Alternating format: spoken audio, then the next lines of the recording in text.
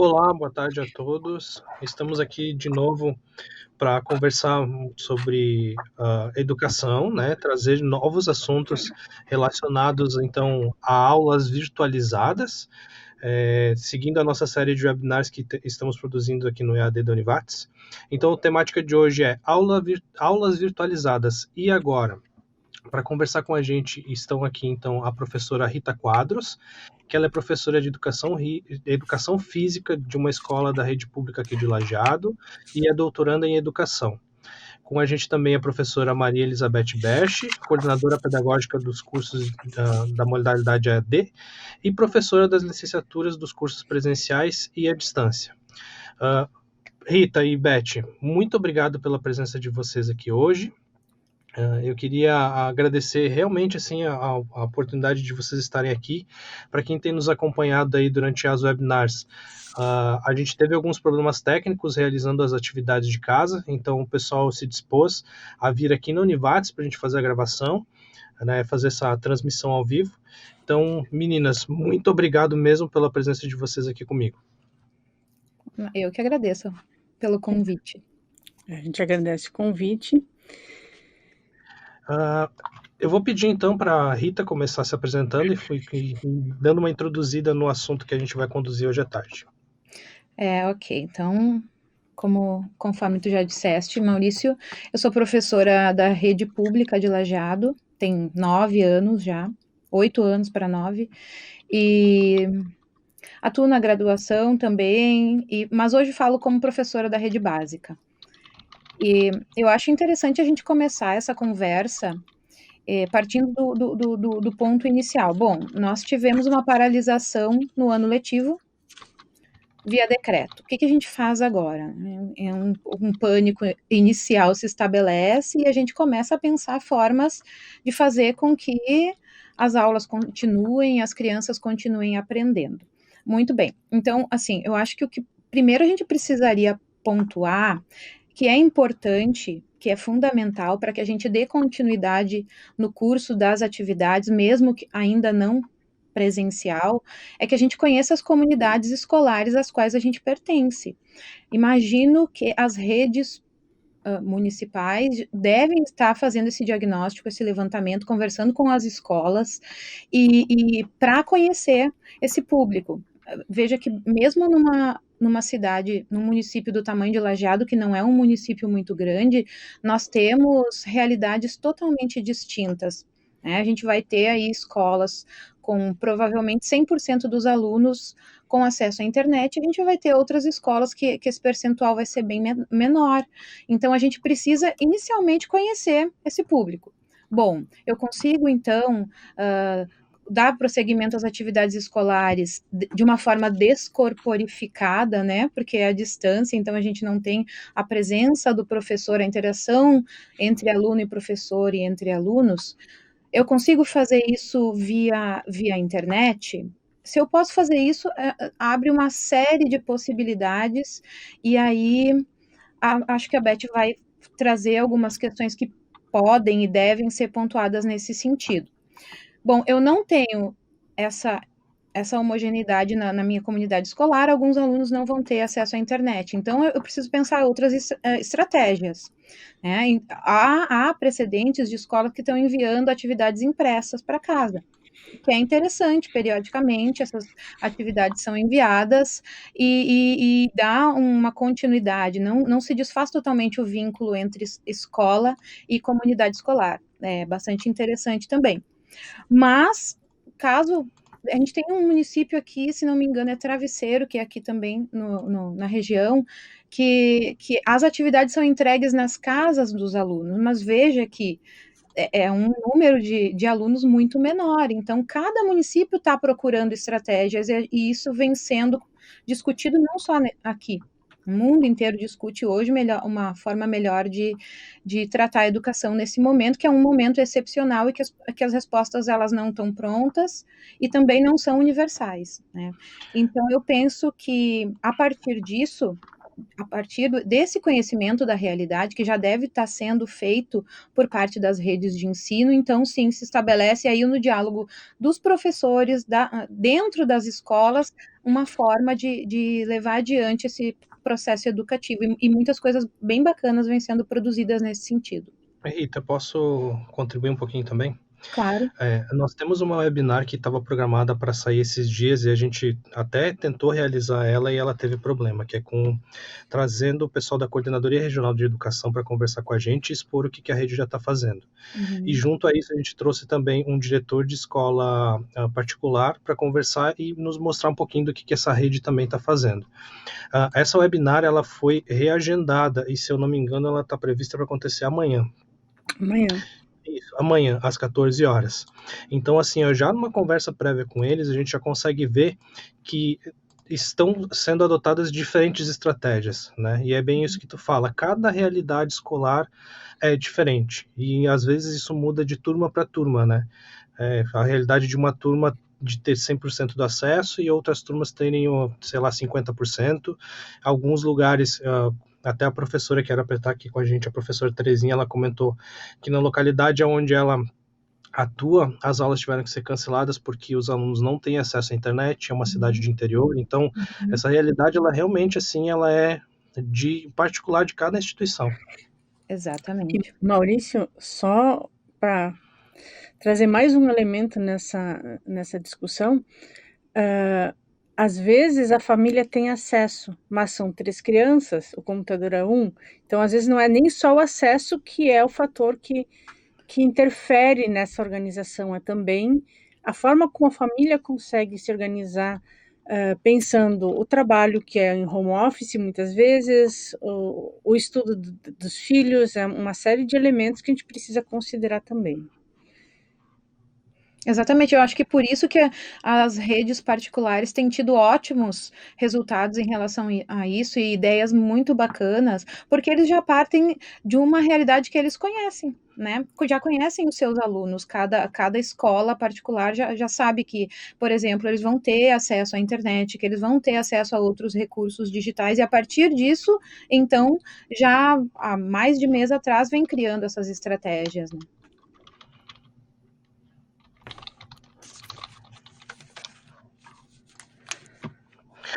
Beth, está contigo a palavra. Está comigo? Bom, então também quero cumprimentar a todos, assim, já tendo falado um pouco antes, mas cumprimentar a todos os que estão conosco, né? E avançar um pouco na discussão, porque estávamos num contexto de organizar, planejar aulas, agora precisamos pensar numa outra forma de pensar essas aulas. A Rita colocava antes que não se desfaz o vínculo entre escola e família, assim como também não se desfaz o papel do professor, muito pelo contrário, ele se torna um papel ainda mais desafiador e mais fundamental nesse processo.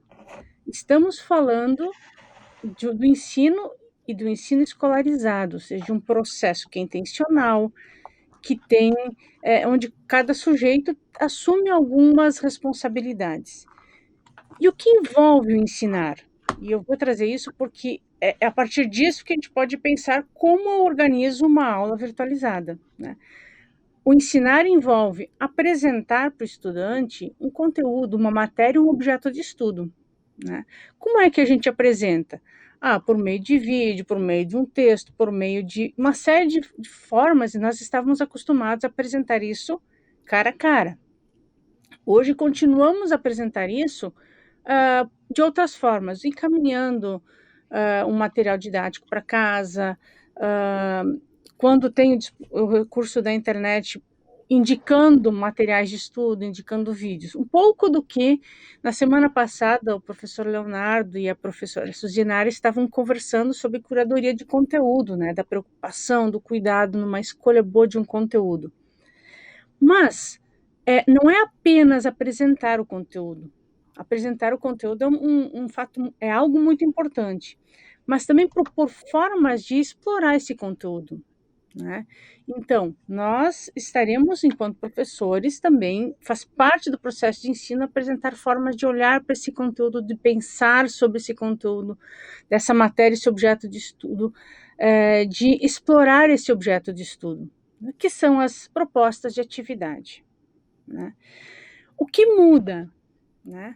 Quando eu estou perante os estudantes numa sala presencial, eu oriento a atividade, eu tenho lá um enunciado de uma atividade, eu indico, e a criança, o adolescente, o estudante, vai desenvolvendo a atividade, vai perguntando, a gente vai perguntando, vai acompanhando, se entendeu ou não entendeu, ele não sabe fazer, ele pergunta. Estamos mais distantes agora, né? Alguns vão poder ter momentos síncronos, como esse que temos agora, né? Outros não. Então, a forma de apresentar a atividade, ela precisa ser mais detalhada, ela precisa vir de uma forma mais, com maior clareza, né? Para que esse estudante possa conseguir entender com mais tranquilidade. Às vezes trazendo um exemplo, às vezes uma orientação até adicional para um pai ou para uma mãe que possam estar acompanhando esse processo. Veja que, para nós, professores, às vezes é muito claro como fazer atividade. Eu vou trazer um exemplo de uma situação de alfabetização. Eu encaminho uma atividade para as crianças fazerem. Bom, só que essa atividade, se eu fosse fazer em aula, eu ia fazer explorando com áudio, com voz, eu ia conversar, uma série de formas de explorar aquela atividade. Eu, como professor, estudei o processo de alfabetização. Eu consigo perceber o que eu preciso fazer, como explorar aquela atividade, para eu conseguir alcançar uma aprendizagem mais significativa. A família não estudou. Então, é parte do meu papel enquanto professor, neste momento, às vezes, trazer uma informação adicional, às vezes com vídeo ou um texto lateral, que possa orientar a pessoa adulta que vai acompanhar quando a criança é menor, principalmente, de como explorar essa atividade, né? Quanto menor o aluno, quanto menor a criança, mais se faz necessária essa orientação. Rita? Eu queria contribuir aqui, porque veja só, tu traz uma coisa muito importante e que a gente precisa considerar na hora de planejar, então, essas atividades. Veja que a gente inclui de uma forma sem precedente as famílias do processo educativo, né? Então, a gente vai, de alguma forma, em alguma medida, tá dando aula para alunos e familiares. Se esses alunos puderem contar com essa assistência, que eu imagino que, pelo menos na nossa região, seja a maioria, né? Então, esse processo de planejamento vai precisar considerar isso, que nós temos que informar os adultos, que nem sempre têm o conhecimento daquilo que está sendo tratado ali também, né? Mas informá-los de uma forma que eles possam, em alguma medida, auxiliar os alunos.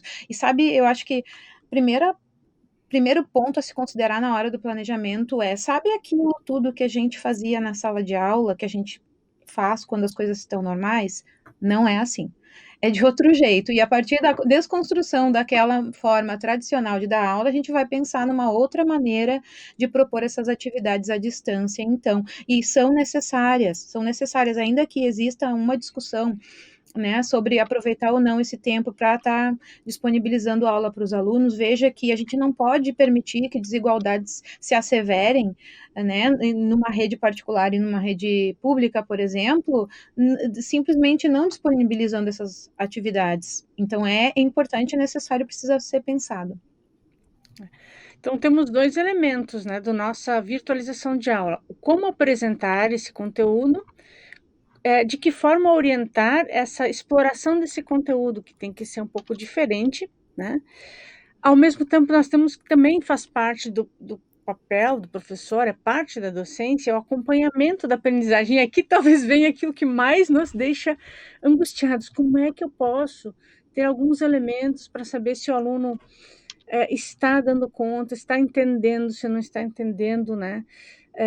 Que estratégias a gente pode não só de ter não apenas de fazer chegar a atividade no estudante, mas de ter esse retorno. A Rita colocava antes do fato de a escola estar levando atividades até a casa das crianças. Tá, e agora?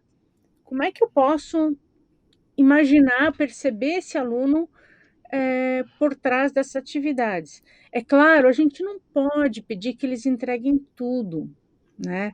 Não é isso, né? Não é para cada palavra que o aluno, cada pergunta que eu fizer, o aluno vai ter que mandar uma resposta escrita. Não, a gente precisa dar o espaço para o aluno explorar e pontuar algumas atividades que eles vão poder nos retornar, para que a gente possa, não para comprovar se ele fez ou não fez, que sim, tudo bem. Eu poderia dizer, não é unicamente uma questão de controle. Eu vou pedir para ele mandar foto dele fazendo atividade para eu ter certeza que foi ele que fez, ou, né? Não, mas para eu conseguir olhar o que ele fez e como ele fez, né? E a partir disso poder pensar a próxima semana de atividades. Então, quais são as atividades, quais são, nesse conjunto, nesse leque de atividades que estou propondo, quais são as 2 ou 3 momentos em que eu vou pensar de volta, ter de volta, para poder olhar para aquilo que esse aluno está fazendo e daqui a pouco encaminhar um retorno. Então, mesmo que o aluno não, que eu não encaminhe um aluno, uma resposta, um feedback aluno por aluno, né? A gente ter alguns vídeos, a gente pode fazer por vídeo, pode fazer isso por texto, por uma sugestão, o que se espera, um retorno dizendo o que se esperava daquela atividade, de uma forma geral. Mas eu acompanho o aluno e, ao mesmo tempo, aponto para o aluno caminhos e, de alguma forma, poder mostrar para esses estudantes como eles estão também se percebendo. Veja,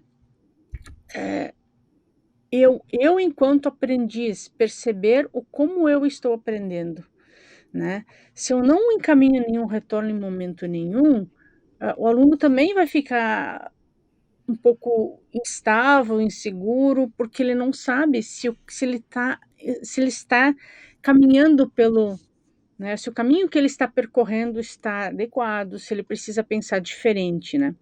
Então, são esses os momentos que a gente precisa ter. A gente precisa ter um momento de encaminhar o conteúdo, a proposta de atividade, pontuar de alguma forma algumas atividades que o aluno pode retornar para nós de alguma forma.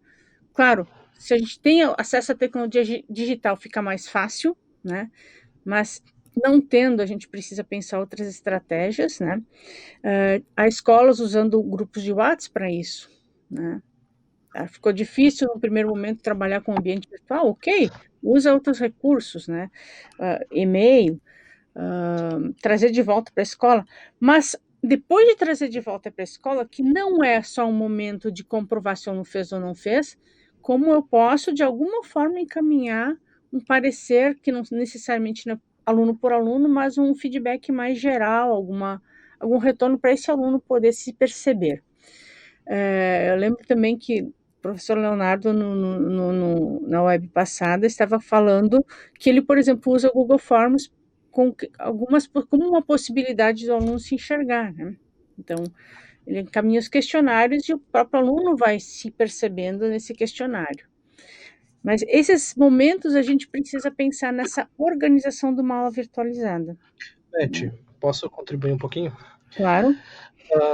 Nesse processo de organização da escola que tu tem falado, assim, né? O que eu posso trazer uma realidade minha, assim, que eu tô vivendo. Minha filha, ela tem 6 anos e ela começou este ano no primeiro ano, então ela tá começando o processo de alfabetização dela. E não tem como liberar um ambiente virtual para ela acessar e fazer as atividades dela. A professora, como é que ela organizou? Ela, semanalmente, toda segunda-feira, ela manda por um grupo dos pais, no WhatsApp, as atividades que precisam ser feitas ao longo da semana. E ela tem solicitado que a gente, sempre que conclua as atividades, algumas delas, né, não todas, a gente tire foto do caderno e encaminhe para ela, pelo menos para ela ter alguma noção de como é que está essa construção das crianças. Só que assim, né, a realidade que a gente está vivendo, eu estou trabalhando normal. A minha esposa também continua trabalhando normal, mesmo em home office, eu estou trabalhando normalmente. E tirar esse tempo que demanda da gente para fazer esse processo de acompanhamento das atividades, ele é muito grande. Então eu estou atrasado nas atividades de aula também, mesmo que a gente esteja fazendo com menos intensidade, a gente está fazendo, mas a gente está tentando seguir um ritmo para também continuar trabalhando, né? E a gente sabe que existe diversas famílias em constituições muito próximas da nossa, assim, que os filhos acabaram tendo que estão na casa dos avós porque os pais estão trabalhando, né? Então essa organização que eu queria trazer, né, da professora dentro do grupo de WhatsApp, ela tem funcionado bem, assim, né? A gente vê que muitos pais reclamam que aparentemente parece que falta um suporte, né? Mas as atividades estão ali. O que eu colocaria como uma sugestão é bem aquilo que vocês traziam, tanto tu quanto a Rita traziam no início, era de trazer um pouquinho mais o detalhe da atividade, né? Porque, assim, às vezes vem uma atividade lá e opa, mas o que eu faço com isso? Eu entro ou não entro em contato com a professora? Ela me deu essa liberdade de fazer essa comunicação, ou a comunicação ela veio unilateral, simplesmente vem da escola para os pais, né? Essa comunicação a gente não sabe se a gente pode fazer também. Talvez até uma dica que se tem nessa questão que tu colocaste, Maurício, é que os próprios professores podem combinar um dia, um horário que eles vão.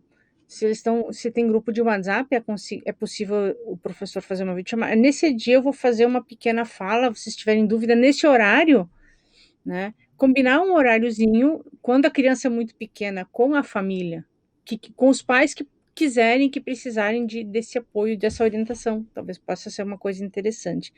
Sim. O que eu quero acrescentar na tua questão, tu falasse assim, mudou muito a minha rotina, né? Porque eu estou em home office, eu tenho que me organizar também para acompanhar o trabalho. Claro, quanto menor a criança, mais isso se faz necessário, porque ela tem menos autonomia ainda, mas também é preciso a gente ter presente que os estudantes, eu seria quase, me arriscaria a dizer, de toda a educação básica, o ensino médio vai ter alguns com uma autonomia maior, outros menor, estão acostumados na escola a serem organizados, ou seja, segunda-feira de manhã às 7h30, quando começa a aula disso, depois vai ser aula daquilo, né? Eu já tenho que trazer os cadernos dessas disciplinas. Na terça vai ser aula disso, vai ser aula daquilo. Quando chegar na aula, o professor vai dizer o que eu vou fazer hoje, o que eu vou fazer amanhã. Como é que nós estamos percebendo hoje o movimento da escola? E eu não vou dizer que tem que ser diferente, pelo contrário, eu acho que é importante que o estudante tenha uma visão do todo da semana. Mas a criança recebe, por exemplo, o roteiro de estudo de língua portuguesa para essa semana, ou língua portuguesa com educação artística, né? Às vezes os professores têm trabalhado isso de uma forma integrada.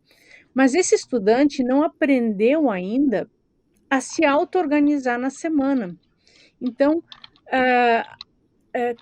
poder colocar na própria roteiro de atividade, primeiro tu faz isso, olha, faz isso, mas não faz tudo de vez, isso tu faz num dia, isso aqui tu faz no outro dia, né? Poder ajudar o aluno a se organizar também, né? Eles não estão habituados, isso é muito novo para eles, e isso também é uma causa de estresse, né? Tu faz da tua filha, eu vou falar da minha, né? A minha filha também, às vezes ela chega, recebe na segunda-feira um caminhão de atividade no ambiente virtual, né? E ela acha que tem que fazer tudo naquele dia. Eu disse, não, calma, isso não é para todo dia, isso é para uma semana. Então tá, vamos nos organizar na semana. Essa organização não é tranquila. Então eles ficam ansiosos, ficam angustiados, né? Em ter que dar conta de tudo que vem. Então, se a gente, nesse nosso roteiro, já puder dizer, lembra que isso aqui tem tanto tempo, essa aqui atividade, quem sabe tu faz num dia, isso aqui tu faz no outro, não precisa fazer tudo de vez. Até porque, para aprendizagem, nem é bom que ele faça toda a matemática num dia, todo o português, né? Que ele possa estar voltando ao estudo em momentos diferentes, né? Acho que isso é uma autonomia que a gente precisa ajudar o aluno a construir nesse momento, né? Eu não vou citar exemplo da minha filha, porque eu não tenho filha, mas é importante isso, já que a Beth falou, eu acho que é importante a gente trazer. A gente tem que repensar a quantidade de conteúdo que vai ser enviada para casa, que vai ser solicitada, e o quanto a gente vai demandar desses alunos nesse período, porque veja bem, a gente está vivendo um período extremo, que uma série de questões relacionadas ao contexto da pandemia já geram estresse, já geram angústia. Então, a gente tem que tomar os devidos cuidados para que essas atividades não se tornem elas também mais uma razão para gerar angústia, não só por parte dos alunos, como das famílias também, que muitas estão vivendo, inclusive, problemas relacionados à questão financeira, por exemplo, né, impedidas de trabalhar momentaneamente, e para o próprio professor que está em casa planejando essas atividades. Né? Então, esses três agentes, né, alunos, famílias, professores, acabam sofrendo a repercussão daqui a pouco de um excesso de conteúdo que a gente vai enviar. Então, a gente tem que pensar sobre isso. Para fins de planejamento, a gente costuma dividir as dimensões do conhecimento em atitudinal, procedimental e conceitual. Então, me parece, eu não sei se a Beth concorda comigo, depois ela pode até me dizer, me parece que esse seria o momento da gente ter um olhar um olhar especial a respeito das questões atitudinais, né, dos saberes atitudinais e dos saberes procedimentais, e talvez deixar um pouquinho de lado, não totalmente, mas reduzir um pouco a demanda em relação aos saberes conceituais, que são aqueles que a escola costuma enfocar quando a gente está no presencial, mas que talvez nesse momento não seja o mais adequado, né, eu trabalhar. Eu tenho questões atitudinais e procedimentais muito interessantes para trazer. Então, por que não, neste momento, tratar disso com um olhar especial? Sim, de ter um cuidado maior, de não sobrecarregar em termos de conteúdo, com a preocupação de vencer aquele plano de estudos que daqui a pouco estava previsto para esse ano. Daqui a pouco, nesse ano, a gente vai ter a quantidade, ela não pode ser mais importante que a qualidade, tem que haver um equilíbrio aqui, né? Daqui a pouco, tirar um pouquinho, nesse momento, pelo menos nesse primeiro momento, o pé do acelerador, para que a própria criança aprenda a estudar de uma outra forma, porque é outra forma. Ela não está naquele espaço que foi preparado para estudar.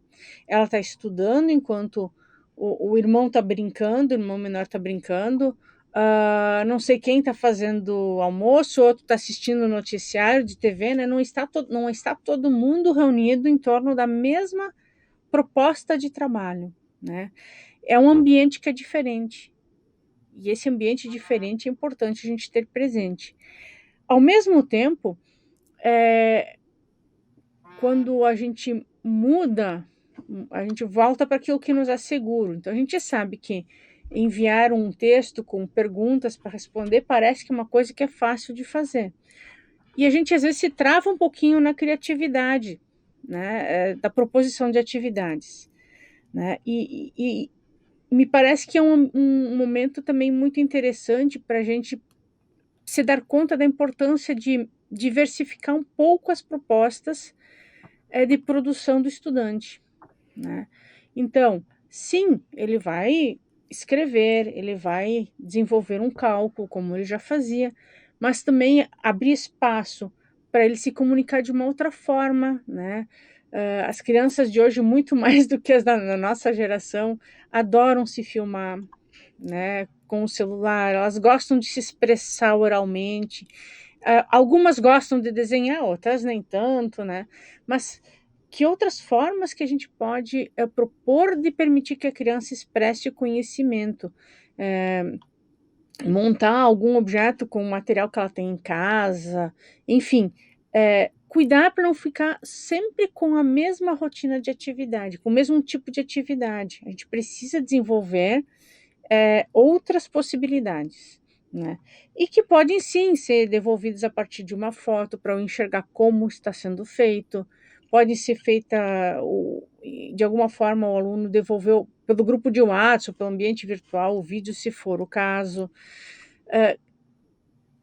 Mas assim, de pensar essas diferentes Que material na escola eu tenho material dourado, por exemplo, para ajudar os alunos a aprender matemática. Bom, e na escola, como é que eu vou fazer? Bom, usar palito de dente, não sei palito de fósforo. Que outros recursos eu posso sugerir que ele use para apoiar esse processo de construção que ele tem, e que outras formas de permitir que ele expresse o seu conhecimento, né? Para ele não se tornar também tão pesado, tão cansativo, né? Jogos, as escolas, os anos iniciais têm muitos jogos, os anos finais reduz um pouco, mas também tem material de jogos para fazer. Claro, daqui a pouco eu não posso contar com aquele jogo que vai ter em casa, mas tem uma série de brincadeiras que a gente pode estar fazendo e trazendo que são interessantíssimas para aprender e que não precisam de um material físico, né? Por exemplo, eu aprendi com meu sobrinho há um tempo atrás, o que você diria em 3 palavras? É um jogo. Alguém cria uma situação, por exemplo, eu vou imaginar que eu estou andando de avião e que começa a vir uma turbulência e o piloto avisa que estamos atravessando uma tempestade. O que você diria em 3 palavras? Tu trabalha o campo semântico, tu trabalha a expressão oral, uma série de brincadeiras assim que podem ser feitas a partir da oralidade, que daqui a pouco a gente pode, num primeiro momento, sugerir para fazer em casa, mas a criança pode fazer com um amiguinho, né, numa conversa próprio pelo WhatsApp ou por uma outra forma, algum contato que ele possa interagir com o seu colega. Então, até agora, nós falamos que as atividades, da importância de garantir nesse pensar a aula, dos momentos de uma interação do professor com o aluno, do aluno com o professor, mesmo que essa interação seja mediada pela escrita, pela tecnologia digital, pela tecnologia analógica. Mas também a gente pode estar pensando em alternativas que possibilitem as crianças em dupla, em alguma forma, se comunicarem, porque a gente percebe o quanto elas sentem falta disso, né? Eu estou em home office, eu converso com os meus pares o tempo todo. Como é que essas crianças estão passando também por essa questão mais socioafetiva de agora, de uma hora para outra, eu não vejo mais o coleguinha, não brinco mais com o meu coleguinha. É diferente, é uma coisa bastante importante de a gente. Claro que a gente não vai resolver esse problema né, por conta, mas alguma atividade a gente pode propor que convide a essa interação, se isso assim for possível, né? Sempre cuidar para não trazer as coisas como única possibilidade. Tu tem que fazer isso com o teu colega, pode ser que não seja viável, mas tu pode fazer com o teu colega, ou tu pode fazer com a tua mãe, teu pai, com quem tu tem em casa, né? Rita? Só para pontuar uma questão que também que eu achei importante daquilo que tu vem falando, que a gente sabe, a gente enquanto professores, a gente é muito cobrado em relação a resultados. E a gente debate o que seria o resultado na educação. A gente sabe que a educação ela se dá no processo, embora a gente seja cobrado por resultado. Mas nesse momento em especial, eu acho que a gente também coloca um pouquinho de lado essa coisa de receber desse retorno, desse resultado da atividade, e lembra que a interação, que o processo educativo, ele é fundamental. Então, às vezes, ao invés de tu pedir uma fotinho lá da atividade que o aluno tenha feito como retorno daquilo que tu mandou, peça para o familiar anotar as dúvidas que surgiram ao longo da realização dessa atividade. Porque isso, para mim, enquanto professora, vai reorganizar o meu planejamento, né? É um diagnóstico também, e essas dúvidas são mais importantes. Daqui a pouco a minha próxima atividade, minha próxima proposta vai partir baseada nas dúvidas que foram apresentadas. E isso é o processo educativo, né? Não é aquela pintura lá bem feita, terminada, ou as respostas que foram pesquisadas na internet e que o aluno me apresentou. Então, eu acho que também a gente é muito, muito mais difícil acompanhar esse processo neste momento. Então, a gente pensa nessas estratégias. Quais proponham a leitura de um texto, proponham assistir um filme, um vídeo. Quais dúvidas te surgiram ao longo dessa leitura desse texto, ou ao longo do vídeo? O que tu acha que não foi legal nisso aqui? O que poderia criticar nisso que tal autor falou? Então, o que te ocorreu quando estava assistindo, quando estava vendo determinada cena? Né?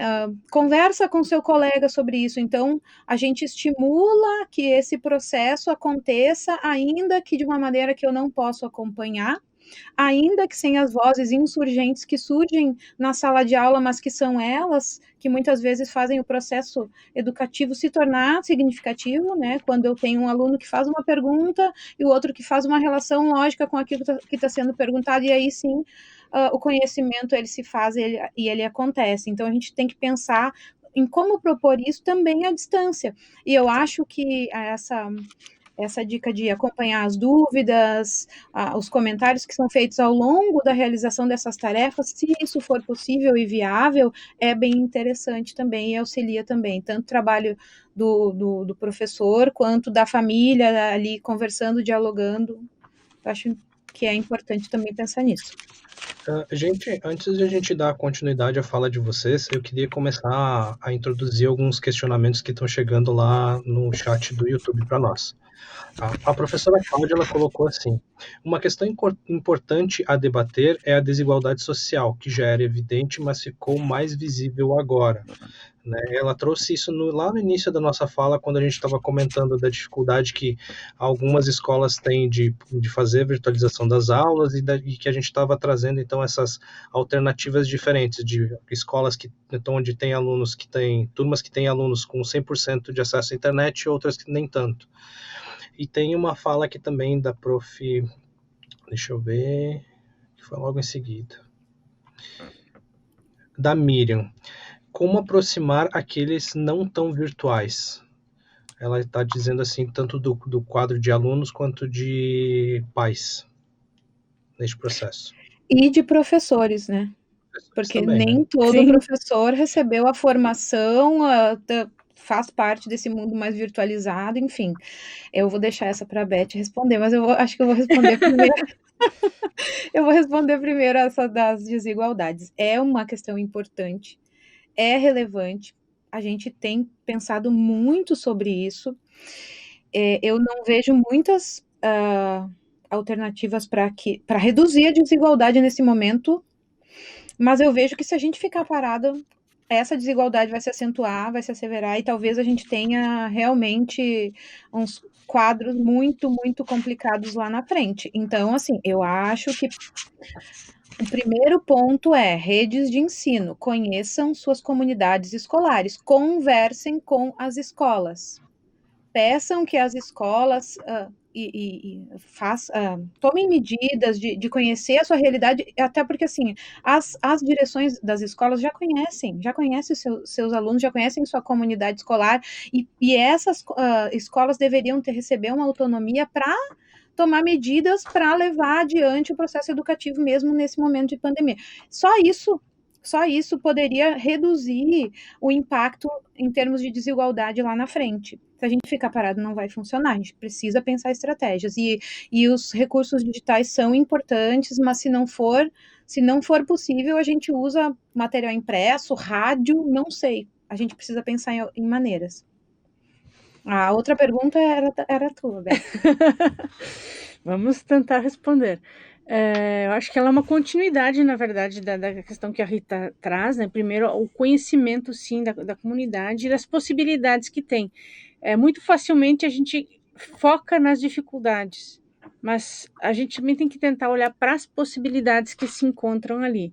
Ok, quando eu falo de um aluno, de algum que não é tão virtual assim, existem duas possibilidades. Uma, o não tão virtual por falta de acesso mesmo, efetivo, e a outra é por falta de apropriação das diferentes tecnologias. Né? Eu estou acostumado, eu tenho até acesso, mas não tenho esse hábito. Né? A gente vai enfrentar muitas crianças que nunca digitaram um texto no computador e vão ter que digitar um texto. Isso vai ser 1 hora inteira para escrever 5 linhas, né? Mas quando o maior problema é o acesso, que eu acho que é a situação que está sendo pontuada, nós temos que ver quais são as possibilidades que nós temos, né? Como a gente estava comentando antes, daqui a pouco a aproximação não precisa ser feita numa turma como um todo, num primeiro momento.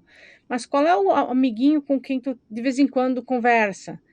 Porque ou liga pelo telefone, né? Então faz um contato com esse teu coleguinha, né? Manda uma atividade, manda um videozinho explicando para o colega como é que tu fez.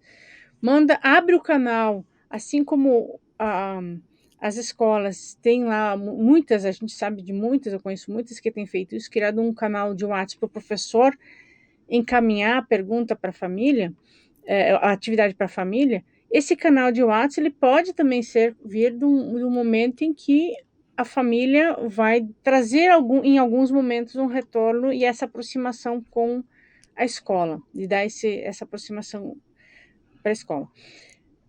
Eu vou relatar uma experiência que eu achei muito bacana, que eu vi numa escola de educação infantil, e ficou pensando, tá, e agora? Como é que nós vamos fazer conteúdo para educação infantil?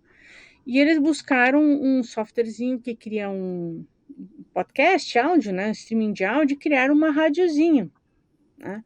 Então, de tempos em tempos é uma contação de história, e as famílias, eles convidam alunos. Teve um aluno de aniversário, esse aluno mandou uma pequena, ele, sei lá, fez um pequeno áudio gravando alguma charada, alguma coisa que ele quisesse contar. E no momento, logo após a contação de história, aparece a voz, então aparece uma criança falando, né, que é um colega. Então, a escola foi convidando crianças para fazer pequenos áudiozinhos que vão sendo colocados no ar, junto com essa rádio que acessa via celular, né? Esse recurso de rádio que eles fazem, que acessa, é um link que cada família acessa no momento que quer, mas aproxima, não de uma forma síncrona direta, mas o fato de uma criança escutar outra, de um aluno escutar o seu colega, é uma forma de afeto, de aproximação, muito interessante. E aí, quando eu vi isso, eu me lembrei de como há anos, se a gente for olhar para o histórico da educação à distância, as rádios tiveram uma importância muito grande no processo de educação à distância durante muito tempo, né? Então, até fiquei pensando que daqui a pouco algumas comunidades pode haver uma parceria de uma escola com uma rádio comunitária, alguma coisa que se poderia pensar. Claro que é uma coisa que já envolve mais uma parceria de uma equipe gestora de uma escola, de ter lá em algum momento um espaço para a escola apresentar algumas coisas, né? Daqui a pouco é possível pensar algumas coisas nesse sentido também, né? Eu acho que é super importante isso que tu está trazendo, Beth, porque se constrói uma alternativa viável para aquelas comunidades que são um pouco mais remotas, né? Tipo a da Prof. Terezinha, que estaria aqui com a gente, acabou não conseguindo estar presente. O relato dela é que é uma escola de interior, e lá realmente eles não têm acesso à internet, mas a um rádio com certeza todo mundo tem, né? Nesses espaços normalmente se tem, né? O rádio ele acaba sendo o melhor amigo dessas famílias que estão mais distantes.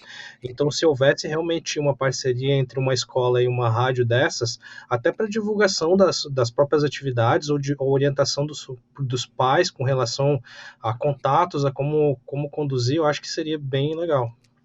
Nós temos na nossa região muitas rádios comunitárias e também tem as rádios comerciais também, né? Que daqui a pouco é um espaço que seja 15 minutinhos, 5 minutinhos de algum contato, que é uma questão assim que é bem viável, bem claro, exige toda uma iniciativa de organização, né, de uma gestão, olhar para essa organização, mas eu acho que é uma coisa bem possível de a gente pensar, né, em termos de aproximação. Não sei se alcançamos a resposta do questionário, né, mas eu penso por aí, né? Tranquilo, a gente tem mais questionamentos aqui, deixa eu dar uma olhada. O que nós temos aqui? tem algumas falas que corroboram com o que a gente está dizendo, né? Então, uh, este momento está nos mostrando também o quanto precisamos investir na alfabetização digital dos nossos alunos. Isso a Vilma trouxe. Eu acho que a Vilma... Oi, Vilma. A Vilma é colega nossa no município. Aliás, um abraço para as professoras da Escola São Bento.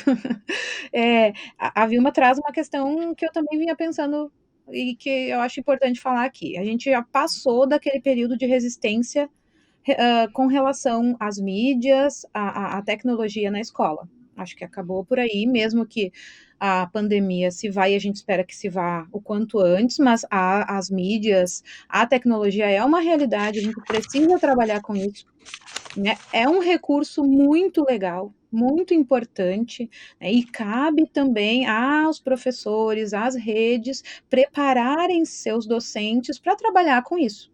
Eu acho que a Vilma tem toda a razão. Falando, falando antes de aproximação, em termos de tecnologia digital, também tem umas coisas interessantes que a gente pode pensar. Por exemplo, tem um joguinho que é muito interessante e é possível criar salas para a escola, que é o Gartic. Não sei se conhecem, né? O Gartic.io. Sabe aquela brincadeira de imagem e ação, que tu vai desenhando algumas coisas, tem que adivinhar? As pessoas têm que adivinhar. Então, o sistema sorteia uma palavra, uma pessoa que vai ter que desenhar e os outros vão ter que adivinhar. E é um jogo que faz online com um grupo de crianças e faz essas aproximações e é muito interessante. Existe todo um conjunto de recursos colaborativos que a gente tem, tanto no Google for Education, quanto o OneDrive, né? Tem as grandes corporações, elas têm vários recursos que são colaborativos que a gente pode estar trabalhando com esses estudantes. Claro, eu diria que se os estudantes não estão acostumados a trabalhar com recursos digitais online, é legal começar com duplas, né? Porque vai ter alguém mexendo no meu trabalho, né?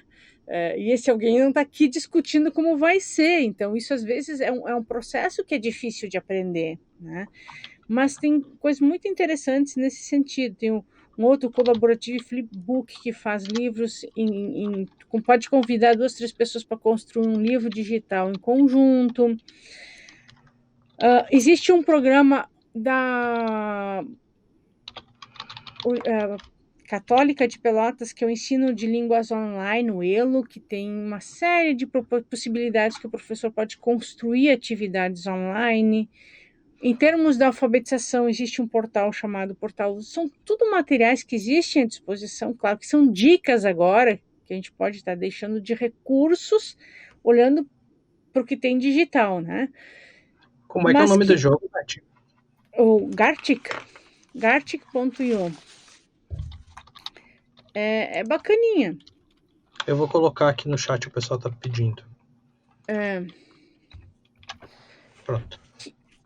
Que é bem... São vários recursos, assim, que a gente pode estar... o próprio Duolingo para o ensino de línguas, né? É um recurso, e é possível criar sala, né? O professor pode organizar uma sala no Duolingo para encaminhar atividades para um grupo de alunos e poder ver como é que esses alunos estão se desenvolvendo. E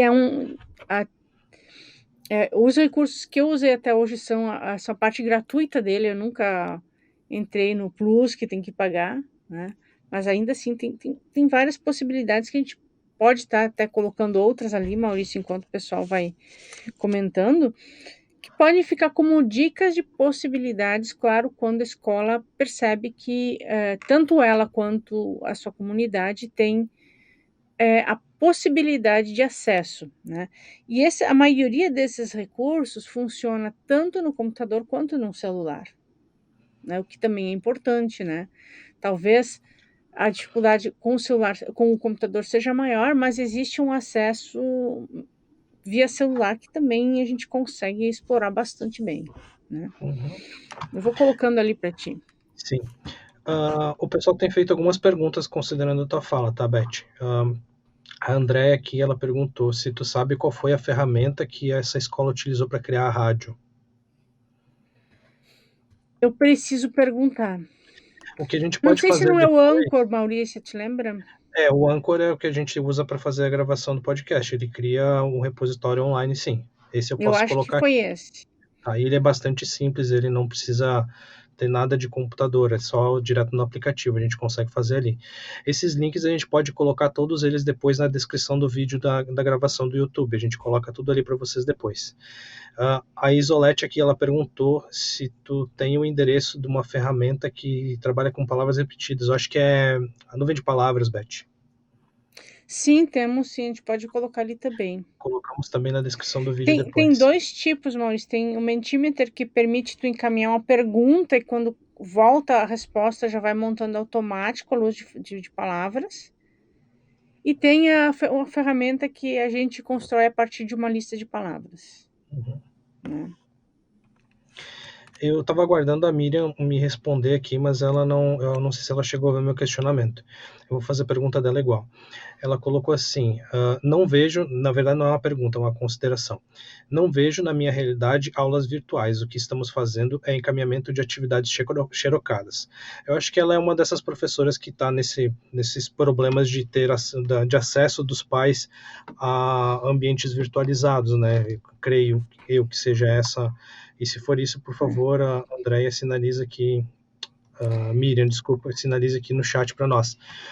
Então, posso comentar isso um pouco? Sim, por favor. Ela disse aqui que trabalha com educação infantil nível B. Então, aqui eu acho que entra um pouquinho aquilo que a gente comentava lá no começo. Vai ter situações em que o material impresso é o que a gente vai ter à nossa disposição para encaminhar. Então, como é que a gente pode sair de ser apenas um encaminhamento de atividade, justamente apresentar um complemento com orientação de como tu explora isso. Uma coisa é dizer assim, encaminhar lá uma atividade pedindo para o aluno completar palavras. Outra coisa é pegar aquele completar palavras e explorar aquela palavra de forma oral, de conversar com a criança sobre isso. E essa orientação, essa propriedade, a propriedade para fazer essa exploração, nós construímos enquanto educadores.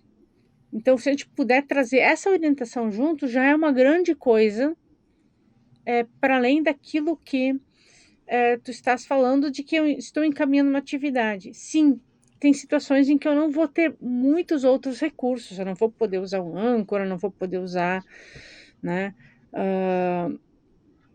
algum ambiente virtual, talvez nem um WhatsApp, né, mas só isso já muda um pouquinho a dinâmica da proposta. A educação infantil investe nos campos de experiência, né? Trabalha com campos de experiência, então eu acho que mais do que nunca centrar o planejamento em procedimentos e em atitudes e deixar um pouquinho de lado aquela produção de saberes conceituais. Pensando um pouquinho no que ela colocou aqui, ela disse que também trabalha no primeiro ano agora, ela complementou. Eu tenho uma dificuldade muito grande. Eu sou professor aqui da instituição, né? Eu já atuei como professor.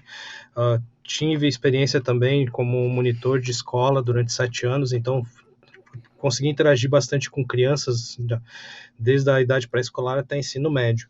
E hoje eu me vejo numa situação bem delicada, assim, fazendo o processo de alfabetização da minha filha em casa. Eu tenho bastante dificuldade em realizar as atividades com ela, não as atividades propriamente dita que a professora encaminha, né? Mas eu vejo que eu não consigo auxiliar ela da forma mais adequada. E aí eu fico um questionamento para vocês. Nessa realidade que a Miriam está trazendo, o encontro presencial com os pais, por exemplo, assim, que fosse uma vez por semana ou a cada 15 dias de orientação e de escuta na escola, seria uma solução? Seria uma solução. Depende de como essa rede vai se organizar. Seria sim uma solução, resolveria o problema. Eu acho que até é mais fácil conversar com os pais. Acho que a maioria dos pais das famílias vão ter também o WhatsApp, se for o caso, né? Talvez não tenha internet, mas o acesso ao WhatsApp é mais fácil enfim, do que acessar vídeos e outras coisas. E eu acho que é uma forma de se pensar também, sim. É uma faixa etária que é muito desafiadora para trazer esse tipo de proposta, né? Então, eu acho que sim, tudo que for recurso que for possível, eu acho que tem que investir. Tem toda uma questão de organização das escolas, eu acho que esse seria o empecilho principal para o encontro presencial, mas não é impossível, e eu acho que via WhatsApp também não. Eu fico pensando assim numa solução viável, né? Por exemplo, assim, um fluxo de supermercado, agendamento de horários com uma família a cada meia hora, assim, e ao longo de uma semana conseguir atender todos os pais. Isso também depende do volume de alunos, de quantidade de alunos por turma, sabe? Tem toda uma série de questões, mas são ideias que a gente poderia trazer também, né? Não descartar isso, né? De como a gente não tem o recurso virtual, a presencialidade ela acaba se tornando necessária em alguns momentos. Sim. Organizar até, talvez, 2 ou 3 grupos em, claro, um espaço adequado, muito tranquilo, e de um momento de orientação, né, de coisas que às vezes, assim, são muito simples, né, a criança está aprendendo a escreveu uma palavra, trocou uma letra agora, até que ponto, nesse momento, eu devo interferir na escrita, né, eu devo incentivá-la a escrever de forma mais autônoma ou eu devo estar sempre... São coisas que são dúvidas que vão aparecer, e é um processo, é uma fase muito importante, a alfabetização nesse momento é uma fase muito importante, porque talvez é o grupo de estudantes em que educação infantil, até aprender a ler, que vai ter mais depender de uma orientação da família, desse apoio próximo. Depois que os alunos já sabem ler, sim, há uma necessidade, sim, de acompanhamento, sempre muito presente, mas já se torna mais tranquilo, né? Porque a criança já tem vai adquirindo um pouquinho de autonomia em relação ao que ela precisa a conduzir a própria atividade, né? Um pouquinho, né? A autonomia é uma coisa que vai sendo construída, né? A Rita falava muito da questão do atitudinal, né? A gente precisa construir essa autonomia. Eu tenho duas considerações finais aqui, tá? A Miriam e a Isabela, elas concordam contigo, Rita. Elas colocaram assim, é extremamente desafiador realmente fazer esse processo de construção do conhecimento ali nas séries iniciais, que é esse processo de alfabetização. A Isabela, ela colocou assim, concordo com você, Rita, desafiador na alfabetização, né? Que é bem o que ela acabou de colocar aqui. Pessoal, vamos encaminhando para... Já estamos chegando a quase 1 hora de webinar. Vamos encaminhando então para os finalmente. Rita, tu tens alguma outra consideração?